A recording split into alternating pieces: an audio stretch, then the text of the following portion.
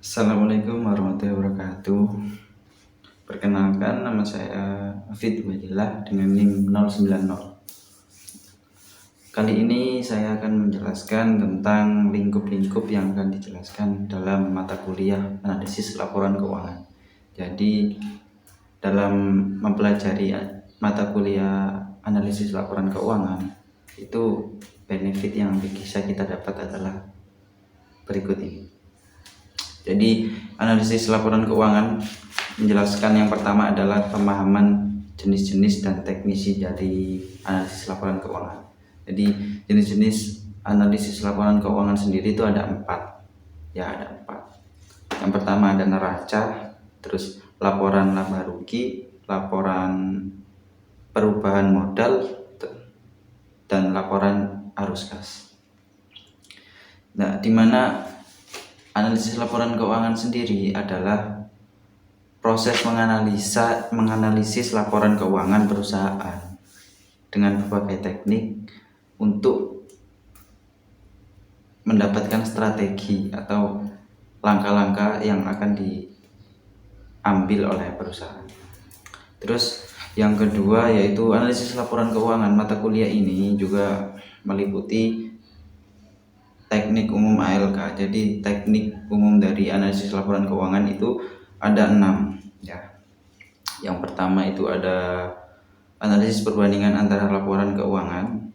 Terus yang kedua ada analisis tren, analisis presentase per komponen, analisis rasio, analisis kredit, dan analisis titik impas atau break even point BEP.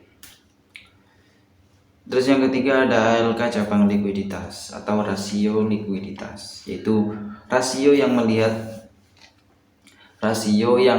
melihat seberapa mampu perusahaan dalam melunasi hutang jangka pendeknya. Jadi likuiditas ini untuk menganalisis seberapa besar sih mampukah perusahaan ini memenuhi kewajiban dalam jangka pendek ini. Jadi cabang likuiditas ini dibagi menjadi 2. Yang pertama itu ada liquid. Nah, liquid ini yaitu apabila perusahaan mampu untuk melunasi hutang jangka pendeknya. Jadi liquid sama dengan aktiva lancar lebih dari utang yang segera jatuh tempo. Jadi aktiva lancar dari perusahaan lebih besar daripada utang yang segera jatuh tempo. Yang kedua ada illiquid.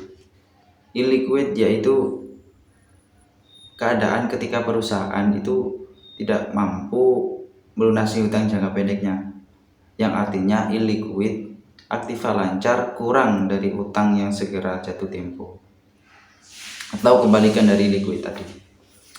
Terus yang keempat ada ALK cabang solvabilitas, solvabilitas ini adalah rasio rasio untuk mengetahui seberapa besar aktiva perusahaan yang dibiayai oleh utang. Jadi untuk mengetahui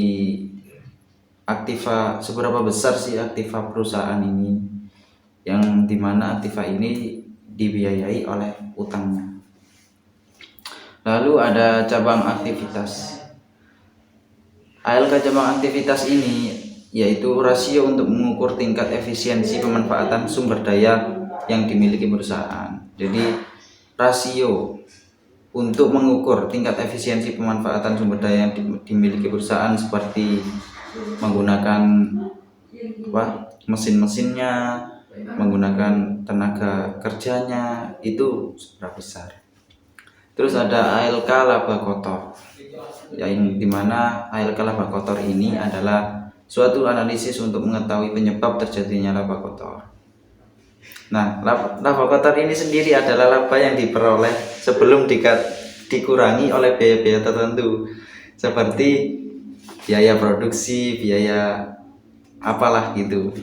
Terus ada ALK profitabilitas, yang dimana ALK profitabilitas ini yaitu rasio untuk mengukur kemampuan perusahaan ya kemampuan perusahaan dalam menghasilkan laba dalam satu periode tertentu. Kalau satu periode lah. Nah, ALK ALK profitabilitas ini dibagi menjadi dua ya. Yang pertama yaitu rentabilitas ekonomi dan yang kedua adalah rentabilitas usaha. Lalu ada rasio keuangan bank ya, yang dimana rasio ini rasio untuk menilai kinerja bank dalam suatu periode akuntansi. Jadi untuk menilai suatu kinerja dari suatu bank dalam suatu periode, minimal 2 periode lah. Lalu kemudian ALK juga meliput tentang sumber ALK sumber dan penggunaan modal kerja. Jadi ini yaitu gimana sih untuk menganalisis sumber dana dan pembangunan dana perusahaan. Jadi kita itu agar kita bisa mengetahui sumber dana dan penggunaan dana perusahaan itu dibuat apa saja. Dari sumber dananya itu dari sumber dana perusahaan itu dari mana, terus penggunaan dana itu dibuat apa saja untuk itu. Lalu ada perkreditan, ALK perkreditan. Jadi ALK perkreditan ini yaitu untuk menganalisis permohonan kredit yang diajukan oleh calon debitur kredit. Jadi semisal suatu perusahaan ingin hutang kepada bank. Nah, bank ini juga perlu menganalisis data keuangan dari perusahaan yang akan hutang kepada dia. Jadi ALK perkreditan ini sangat berguna untuk bank tersebut.